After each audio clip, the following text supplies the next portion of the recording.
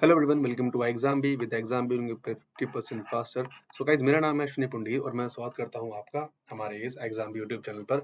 आप सभी जानते हैं कि सिडबी का जो एग्जामिनेशन है वो 22 ऑफ नवंबर को आपका भी एग्जाम जो है वो शेड्यूल्ड है ना। आप यहाँ पर देख सकते हैं 22 तारीख को आपका एग्जाम होने वाला है, उसका नोटिफिकेशन में क्लियरली मेंशन था। अभी जर्नलिस्ट के लिए और स्पेशलिस्ट के लिए आपके लिए जो फॉर्म है वो ग्रेड ए और बी के लिए आए हुए थे, आप सभी ने फॉर्म फिल कर दिया होगा। हमारे पास जो भी टाइम बचा है, ठीक है, अगर मैं आज से काउंट करूं, ठीक है, तो हमारे पास जो है वो 10 से 11 दिन का टाइम हमारे पास बचा है। सो मैं आपके लिए एक 11 डेज की एक स्ट्रेटेजी लेकर आया हूँ, खासकर रीजनिंग सब्जेक्ट के लिए, जहां पर आप चीजों को समझ सकते हैं और अपने एग्जाम को और बेटर जो है बना सकते हैं। ठीक है, तो यहाँ पर हम जो टॉपिक्स है सभी टॉपिक्स यहाँ पर हम कोशिश करेंगे यहाँ पर हम कवर कर लें। और जितना भी हमारा जो क्वेश्चन है, ठीक है, अगर हम देखें यहाँ पर 25 क्वेश्चन आएंगे 25 मार्क्स के, तो 25 क्वेश्चन को कैसे सॉल्व करना है, क्या क्या टॉपिक्स हमारे लिए इंपॉर्टेंट है, ये सभी हम चीजें इस वीडियो में देखने वाले हैं। और एक बात और, आपके पास 10 से 11 दिन का टाइम बचा है। कोशिश कीजिए कि मैक्सिमम मैक्सिमम 7 से 8 मॉक टेस्ट तो आप लगा ही लें। ठीक है, ये बहुत एग्जाम का बिल्कुल पीक टाइम है, लास्ट टाइम है। कोशिश कीजिएगा कि आप 8 से 7 से 8 से 9 मॉक टेस्ट आप लगाएं, क्योंकि मॉक टेस्ट ही आपकी रियल एग्जाम को एनहेंस करते हैं। मॉक टेस्ट ही आपको बिल्कुल आपकी जो सही पोजीशन है उसको बताते हैं कि आप कहाँ पर स्टैंड कर रहे हैं। ठीक है, मॉक टेस्ट से हमें डिमोटिवेट नहीं होना है। सो मॉक टेस्ट आप जरूर दीजिए, बहुत इंपॉर्टेंट है। ठीक है, चलिए स्टार्ट करते हैं। इससे पहले अगर आपको ये क्यूरियोसिटी है कि भाई सिडबी में काम कैसा होता है, वर्क एक्सपीरियंस क्या होता है, मैं अभी भी अगर आपको मोटिवेशन नहीं आ रहा एग्जाम से 10 दिन पहले भी, सो हमने आपके लिए एक फ्री वर्कशॉप जो है वो ऑर्गेनाइज की है। ठीक है, अरुणिमा सिन्हा मैम के साथ, जो एक्स मैनेजर रह चुके हैं सिडबी की और वो एक्स बैंक पीओ भी रह चुके हैं। ठीक है, उन्होंने वहां पर काफी टाइम काम किया, उनका वर्क एक्सपीरियंस वो आपको शेयर करेंगी, ताकि आपको भाई, स्पेशली आपके लिए है, एक मोटिवेशन है कि आप थोड़ा-सा इस एग्जाम को अच्छे से लें, सीरियसली लें, और वो आपको सभी चीज़ें वहाँ पर जो है वो बताएँगे। ठीक है? इस वर्कशॉप में रजिस्टर करने के लिए एक लिंक नीचे गिवन होगा, उस पर आप क्लिक करके इसमें आप रजिस्टर कर सकते हैं और यहाँ पर आप 10 तारीख को इस वर्कशॉप को अटेंड कर सकते हैं। ठीक है? चलिए जी। सो बात करते हैं रीजनिंग की। सबसे पहले अभी भी अगर कुछ को डाउट है कि सर मुझे टॉपिक्स क्या-क्या पढ़ने हैं, भाई देखो 2 टॉपिक्स आपके यहाँ पर आते हैं, 2 तरह से टॉपिक्स आते हैं। एक होते हैं आपके मिसलेनियस टॉपिक, जिसमें आपका सिलोजिज्म है, ब्लड रिलेशन है, inequality, direction distance, input output, coding decoding, data sufficiency है। और एक तरफ आते हैं पजल और सिटिंग। रही बात पजल और सिटिंग की, मैं इनके अगर वेटेज की बात करूं, सो ये वाला पार्ट जो है आपका, जो आपका पजल एंड सिटिंग का पार्ट है, आउट ऑफ 25, भाई कम से कम 10 से 12 नंबर, मिनिमम 10 to 12 मार्क्स का आपका ये आएगा। 2 पजल या कम से कम मिनिमम 2 पजल या मिनिमम 2 सिटिंग अरेंजमेंट हम यहाँ पर एक्सपेक्ट कर सकते हैं। वो 2 से 3 भी हो सकती हैं। ठीक है, वो 2 से 3 भी हो सकती हैं, बट 2 तो हमें कम से कम यहाँ पर एक्सपेक्ट करनी ही करनी है। सो अगर आपका 50% वेटेज अगर है, अगर आप देखिए यहाँ पर 50% ये वेटेज है, 50% के अकॉर्डिंग आपको इस पार्ट पर बहुत इंपॉर्टेंट ध्यान देना है, क्योंकि इसमें क्या है, एक ही तरह का मेथड होता है, सब में आपको अप्लाई करना है। यहाँ पर आपको मल्टीपल टॉपिक्स आपको यहाँ पर कवर करने होते हैं।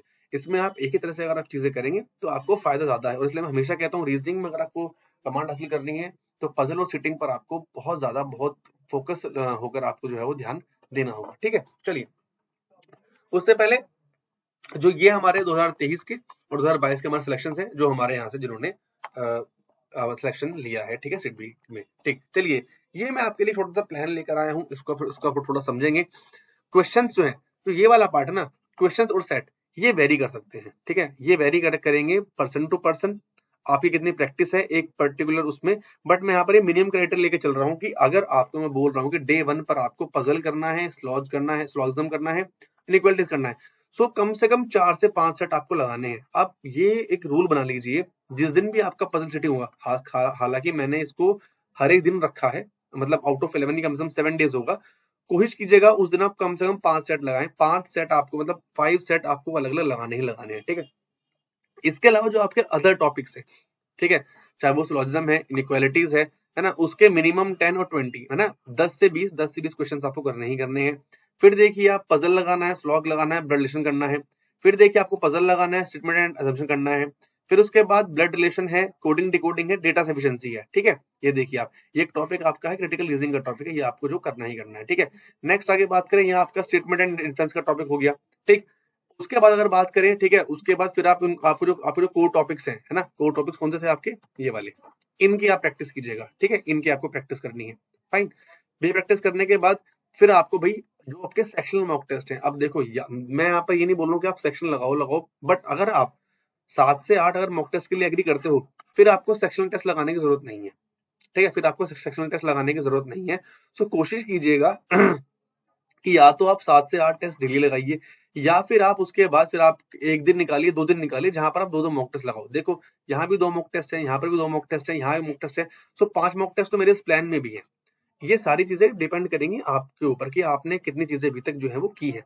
ठीक है, रही बात फिर आपके मॉक टेस्ट की, फिर आपको उसको सबसे बड़ी बात, जिस दिन आप मॉक टेस्ट लगाओ, अब 2 मॉक टेस्ट करोगे, 2 एनालाइज करोगे, फिर उस दिन आपकी प्रैक्टिस नहीं हो पाएगी। इसलिए बोल रहा हूँ रोज आप मॉक टेस्ट कीजिए, और जिस दिन आप मॉक टेस्ट करते हैं उसको आप एनालाइज जरूर कीजिए। अब एनालाइज क्यों इंपॉर्टेंट क्यों होता है, आपने कहाँ पर गलतियां की हैं, वहां से आपको सीखना क्या है, ये सारी बातें को समझनी है। ठीक है, फिर आगे चलेंगे डे 9, फिर आप मिक्स प्रैक्टिस करेंगे, रिवाइज करेंगे, रिविजन और फाइनल मॉक टेस्ट लगाएंगे, और फिर उसके बाद एग्जाम एक या 2 दिन पहले ये जो आपके हाई वेटेज टॉपिक मैंने क्या क्या थे, सोलॉजिज्म, इनइक्वालिटी, पजल्स, इन पर आपको खासकर ध्यान देना है। जैसे 7 to 8 टॉपिक्स आपके ये है ना, तो 7 से 8 दिन आपको पजल, सीटिंग अरेंजमेंट और इनइक्वालिटीज ये सभी आपको भाई फिनिश करने हैं। सो गाइज इस तरह से आपका पूरा ये प्लान जो है चलने वाला है, इस तरह से आप पूरी चीजें कीजिए, और उसके बाद लास्ट डे आप आराम से भी रिलैक्स भी जो है कर सकते हो। ठीक है, तो 10 से 11 डेज का प्लान था, इसको आप फॉलो कीजिए, है ना। और अगर